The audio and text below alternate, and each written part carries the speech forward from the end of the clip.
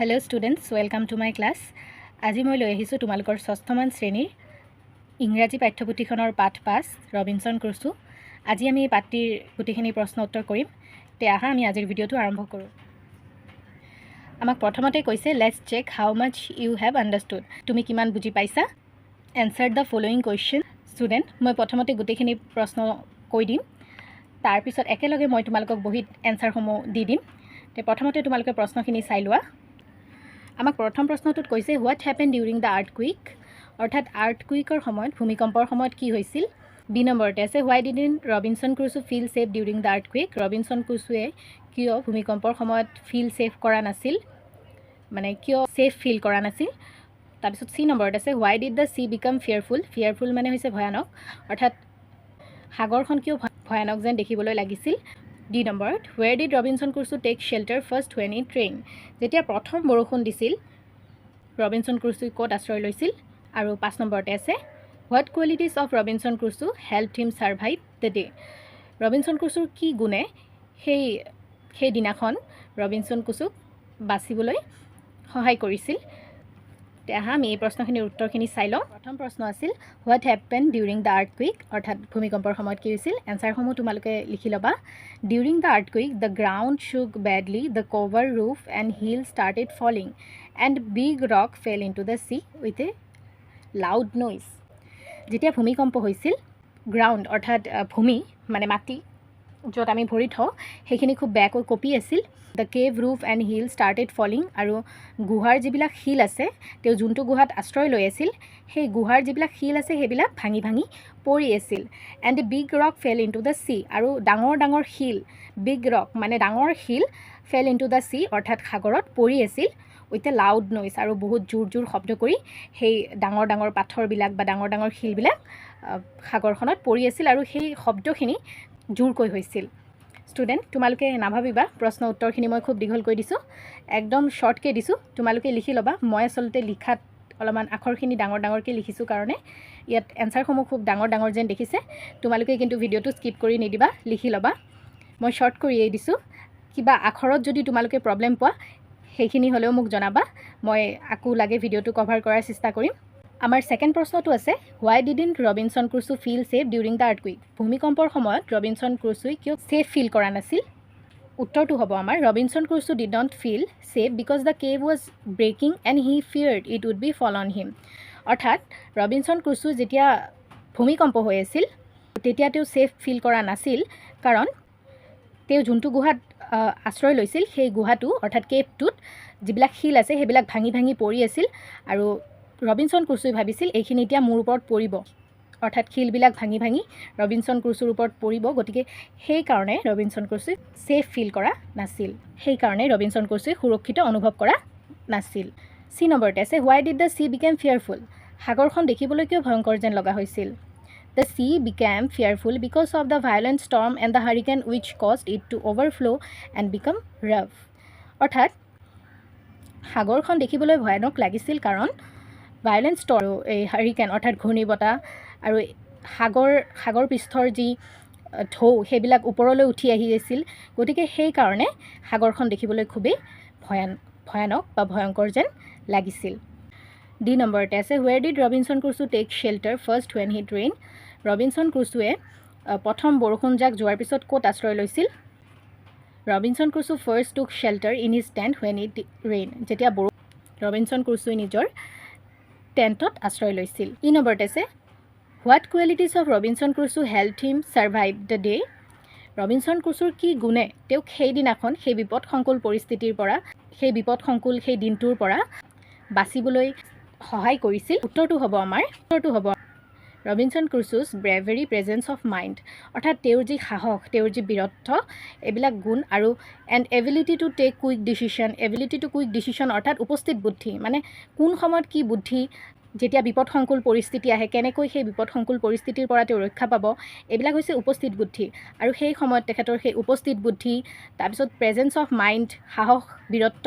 Helped him survive the dangerous earthquake and storm. সেই dangerous অৰ্থাৎ খুব ভয়ংকৰ এটা দিনৰ পৰা তেওঁক সকাহ অৰ্থাৎ তেওঁক ৰক্ষা কৰিছিল তেওঁৰ এই গুণসমূহে। আশা কৰোঁ ষ্টুডেণ্ট মই গোটেইখিনি প্ৰশ্ন উত্তৰ তোমালোকক বুজাবলৈ চেষ্টা কৰিছোঁ। আমি পৰৱৰ্তী প্ৰশ্নটো চাই লওঁ 2 নম্বৰ প্ৰশ্নতে আছে say whether the following statement are true or false এই ষ্টেটমেণ্টখিনি সঁচা নে মিছা ক'ব দিছে Robinson Crusoe was in the cave when the earthquake struck Robinson Crusoe নিজৰ গুহাতে আছিল যেতিয়া আৰ্থকুইক আৰম্ভ হৈছিল গতিকে এইটো হ'ব ট্ৰু অৰ্থাৎ সঁচা Robinson Crusoe dropped on the ground on his knees and hands যেতিয়া ভূমিকম্প হৈছিল তেতিয়া তেওঁ কেভৰ বাহিৰলৈ ওলাই আহি আঁঠু কাঢ়ি বহি গৈছিল কিয় বহি গৈছিল কাৰণ যাতে কোনো ডাঙৰ শিল বা অন্য বস্তুবোৰ তেওঁৰ মূৰৰ ওপৰত আহি নপৰে গতিকে সেইকাৰণে তেওঁ আঁঠু কাঢ়ি বহি গৈছিল বাহিৰলৈ ওলাই কেভৰ বাহিৰলৈ ওলাই গতিকে এইটো ট্ৰু হয় আমি গল্পটো পঢ়োঁতেই পাইছোঁ এইটো হ'ব আমাৰ true there ৱেৰ 8 shocks in about 3 minutes এইটো ফলছ হ'ব কিয়নো দেয়াৰ ৱেৰ 8 shocks in 3 minutes নহয় আচলতে 8 মিনিটতহে 3টা শ্বকছ আহিছিল ইয়াত 8 shocks in 3 minutes বুলি কৈছে 3 মিনিটত নহয় 8 মিনিটত 3টা শ্বকছ আহিছিল গতিকে এইটো হ'ব আমাৰ false the sky became clear after the hurricane and abated আকাশখন ক্লিয়াৰ হৈ গৈছিল যেতিয়া ঘূৰ্ণীবতাহ গুচি গৈছিল আকাশখন ক্লিয়াৰ হৈ গৈছিল বুলি কৈছে এইটো হ'ব আমাৰ ফলছ কাৰণ তাৰ পিছতো কিন্তু আমাৰ ঘূৰ্ণীবতাহ হোৱাৰ পিছত আমাৰ জোৰকৈ বৰষুণ পৰিছিল গতিকে এইটো হ'ব আমাৰ ফলছ যেতিয়া আমাৰ হাৰিকেন গুচি গৈছিল তেতিয়া এটা আনাদাৰ মাইল্ড শ্বক এটা আহিছিল বুলি কৈছে ই নম্বৰতে আছে there was another mild shock after the hurricane was over এইটো হ'ব আমাৰ ফলছ ইয়াৰ পিছতে আছে আমাৰ match the following the earthquake এইটো হ'ব আমাৰ falling pieces of earth from the roof of the cave and the edge of the hill তাৰপিছতে আছে the storm overflowing of the shore, uprooting of trees, etc. The rain, flooding of the fortification. 4 নম্বৰতে আছে যে what was Robinson Crusoe did to reduce the risk of injury when the earthquake occurred? যেতিয়া ভূমিকম্প দি আছিল সেই ৰিস্কৰ পৰা বাচিবলৈ ৰবিনসন ক্ৰুছোৱে কি পদক্ষেপ নিজৰ লগত লৈছিল কি পদক্ষেপ গ্ৰহণ কৰিছিল তেতিয়া উত্তৰখিনি হ'ব আমাৰ Robinson Crusoe immediately ran out of the cave অৰ্থাৎ তেওঁ লগে লগে সেই গুহাটোত যিটো গুহাৰ ভিতৰত তেওঁ আশ্ৰয় লৈ আহিছিল সেই গুহাটোৰ পৰা বাহিৰলৈ ওলাই আহিছিল and drop to the ground on his knees and hand আৰু বাহিৰলৈ ওলাই আহি তেখেতে গ্ৰাউণ্ডত অৰ্থাৎ ভূমিত নিজৰ আঁঠু কাঢ়ি বহি গৈছিল যাতে কোনো শিল বা ডাঙৰ বস্তু তেওঁৰ মূৰৰ ওপৰত আহি নপৰে আছে B number let's learn a few more safety measure that we must follow' during an earthquake to reduce the risk of injury ইয়াত কিছুমান ভূমিকম্পৰ সময়ত ল'বলগীয়া সাৱধানতাৰ বিষয়ে ইমিডিয়েটলি অৰ্থাৎ লগে লগে কিছুমান সাৱধানতা লোৱাৰ বিষয়ে ইয়াত কিছুমান কৈ দিছে আমি কি কৰিব লাগে অৰ্থাৎ আমি এই বক্সটোৰ পৰা লৈ ইয়াত লিখিব লাগিব প্ৰথমতে আমাক কৈছে যদি আমি ঘৰৰ বাহিৰত থাকোঁ আমি বাহিৰলৈ ওলাই আহিব লাগে গতিকে এইটো ড্ৰপ হ'ব ছেকেণ্ডটোতে বা যদি আমি ঘৰৰ ভিতৰতো থাকোঁ কিবা মজবুত অৰ্থাৎ টেবুল বা মেজ সেইবিলাকৰ ভিতৰত আমি সোমাই দিব লাগে গতিকে হাতখনেৰে মূৰটোৰ ওপৰত কভাৰ কৰিব লাগে এইটো হ'ব আমাৰ এই হাতখনেৰে মূৰটোৰ ওপৰত কভাৰ কৰিব লাগে ছবি ধুনীয়াকৈ দি দিছে তোমালোকে চাবা তাৰপিছতে হোল্ড অন মেজৰ ভিতৰত সোমাব লাগে এনেদৰে ইয়াত বুজাই দিছে 5 নম্বৰ প্ৰশ্নতে আছে look at the picture and write below' each picture what the person in the picture is doing তলৰ চিত্ৰসমূহলৈ চাব দিছে আৰু কি কৰি আছে সেইখিনি আমাক ধুনীয়াকৈ লিখিব দিছে এইখিনি মই তোমালোকক স্ক্ৰীনত দি দিছোঁ তোমালোকে লিখি ল'বা 5 নম্বৰ প্ৰশ্নটোত আছিল চিত্ৰসমূহ চাই আমি লিখিব লাগে প্ৰথম চিত্ৰটোত কৈছে the boy running down the stair during an earthquake ভূমিকম্প অহাৰ বাবে ল'ৰাটোৱে চিৰিটোৰ পৰা মুকলি ঠাইলৈ ওলাই আহি আছে পিকচাৰটোত কৈছে দ্য পাৰ্চন ইজ ৱাকিং through flood water near an electric pole বৰষুণৰ বতৰত এজন মানুহে সেই বানপানীৰ বতৰত এটা ইলেক্ট্ৰিক প'ল এটাৰ পৰা আঁতৰি আহি আছে এইদৰে বুজাইছে পিকচাৰ 3 আছে the girl is standing under a thunder storm গাৰ্লটোৱে ছোৱালীজনীয়ে থিয় হৈ আছে এনেকুৱা এটা ঠাইত যাতে বিজুলী ঢেৰেকণি নপৰে সেইকাৰণে গছৰ আঁৰত তেওঁ ৰখি দিছে যাতে বিজুলী ঢেৰেকণি গাত নালাগে পিকচাৰ 4 চিত্ৰ 4ত আছে দ্য গাৰ্ল ইজ ৱাকিং in flood water with an umbrella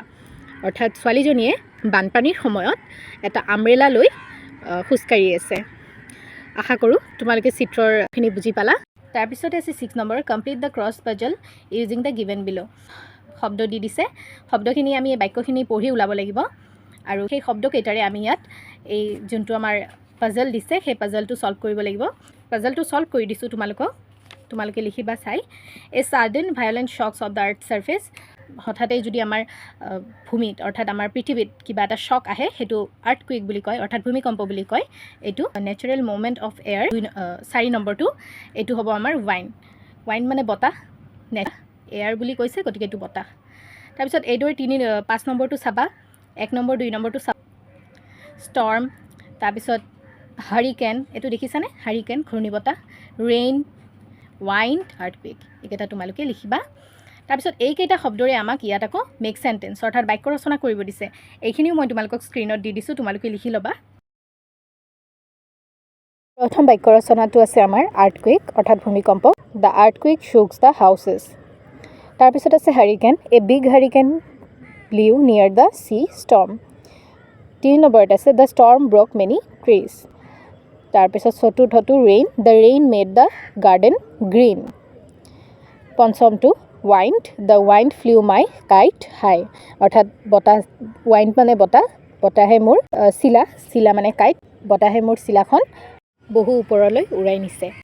তাৰপিছতে আছে let's run meaning of this words from the lesson পাঠৰ ভিতৰৰে কিছুমান শব্দ অৰ্থ দিছে এইখিনি তোমালোকে পঢ়িবা আৰু বুজি ল'বা মই তোমালোকক ৰিডিং কৰি দিছোঁ edge the outside limit of an object area or surface মানে কাষ এজ মানে হৈছে কাষ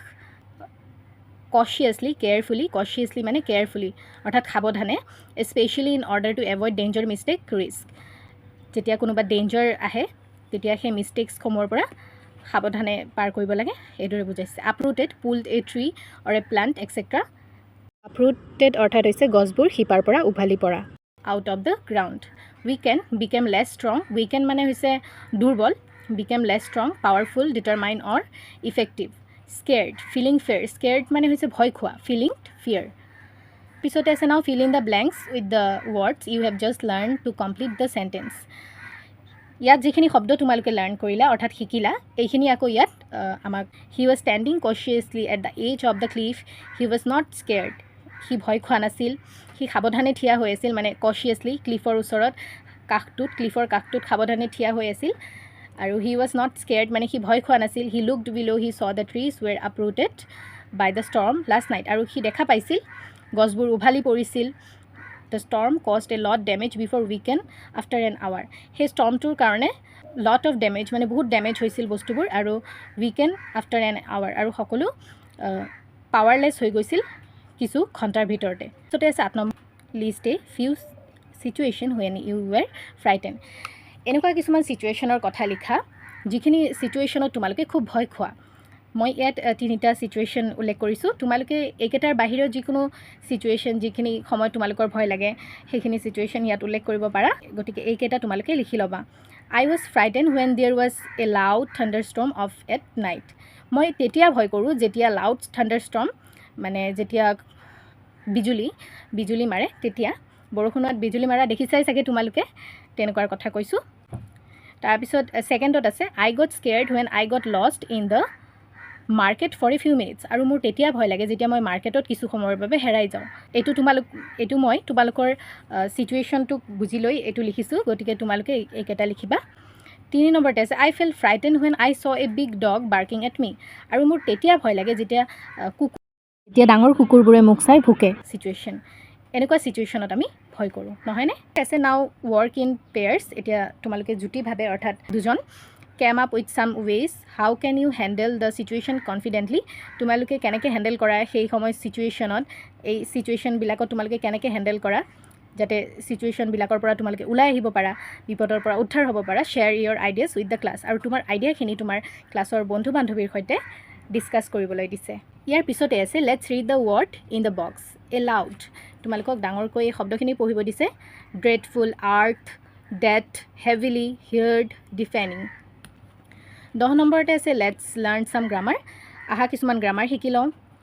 look at the underline words in following sentence from the lesson ইয়াত কিছুমান আণ্ডাৰলাইন কৰা শব্দ আছে এইবিলাকক তোমালোকে পঢ়ি চাবা যিহেতু ভিডিঅ'টো অলৰেডি দীঘল হ'ল গতিকে মই পৰৱৰ্তী প্ৰশ্নলৈ যাওঁ নাও fill in the blanks with appropriate preposition from the box to complete the sentence এতিয়া এই প্ৰেপজিশ্যনখিনি লৈ আমাৰ যোনটো ঠাইত বহিব লাগে তাত আমাক লিখিব দিছে খালী ঠাই One day Robinson Crusoe was walking on the shore. Suddenly it started to rain. Robinson Crusoe had to take shelter under a tree. After some time the rain erupted. He looked at the sky. There were still a lot of black clouds in the sky. তাৰপিছত কৈছে let's practice grammar এইখিনি তোমালোকে পঢ়িবা ইয়াত কিছুমান গ্ৰামাৰৰ কথা দিয়া আছে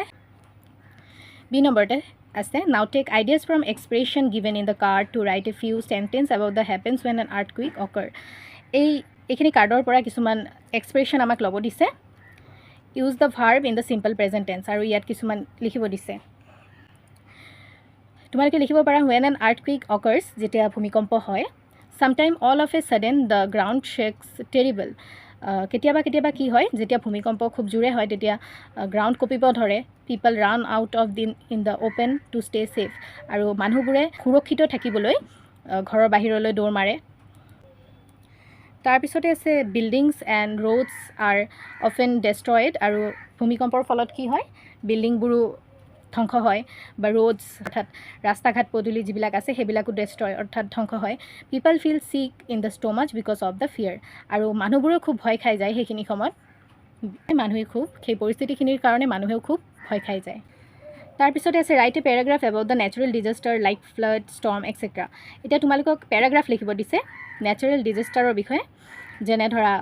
বানপানী ষ্টৰ্ম এটচেট্ৰা মই ষ্টৰ্মৰ বিষয়ে তোমালোকক লিখি দিছোঁ A storm is a natural disaster with a strong. Storm হৈছে এটা natural disaster, প্ৰাকৃতিক দুৰ্যোগ, প্ৰাকৃতিক disaster. Winds, heavy rain, thunder and lightning. সেইখিনি সময়ত কি হয় winds অৰ্থাৎ বতাহ জোৰে জোৰে বলে, heavy rain হয়, thunder অৰ্থাৎ বিজুলী ঢেৰেকনি মাৰে and lightning. It can damage আৰু বহুত কিছু damage হয় অৰ্থাৎ ধ্বংস হয়. It can damage houses, ঘৰ, গছ পাৱাৰ লাইন্স সকলো এইখিনিয়ে ধ্বংস কৰি দিয়ে ষ্টৰ্মে অলছ' কজ ফ্লাড আৰু কেতিয়াবা কেতিয়াবা ষ্টৰ্ম বানপানীৰো কাৰণ হ'ব পাৰে পিপল শুড ষ্টে ইনডোৰ্ছ টু ছেফ আৰু মানুহে সদায় ইনডোৰ্ছ থাকে মানে ঘৰৰ ভিতৰত থাকে যাতে